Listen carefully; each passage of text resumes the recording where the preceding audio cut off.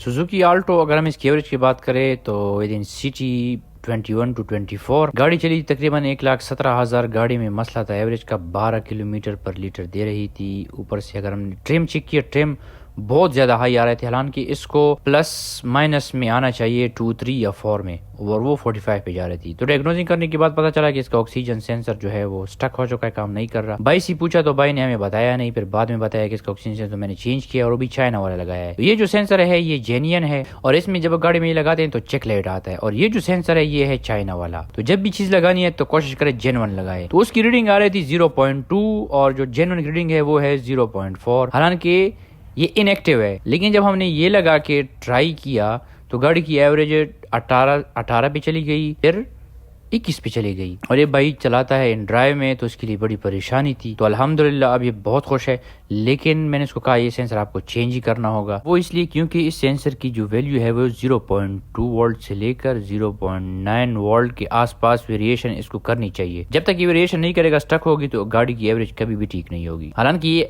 आधा खराब था और आधा ठीक था। तो जब जेन्युइन सेंसर के बारे में पता करवाया तो कम से कम 35,000 का सेंसर था, और चाइना तो हमने लगाना ही नहीं था। मैंने भाई कहा फिलहाल आप चलाते रहे, जब अच्छा सेंसर मिल जाए और थोड़ा सा कम मुनासिब पैसों में तो फिर लगा लेना। वैसी भी गाड़ी की एवरेज तो ठीक हो गई। ठीक है, तो वीडियो बनाने का मकसद ये था कि अगर आपके पास आल्टो है और आप इस तरह परेशान है तो ये चीज़ें आप चेक कर लें। अगर ट्रिम बहुत ज़्यादा हाई आ रहा है और वैल्यूज़ भी ठीक आ रही है सेंसर्स की, then it has to be tuned properly, तो इंशाल्लाह आपके मसले हल हो जाएंगे। ठीक है, और अगर प्रॉपरली ट्यून्ड है और वैल्यू कम है तो फिर किसी न किसी सेंसर में खामखा खराबी होगी।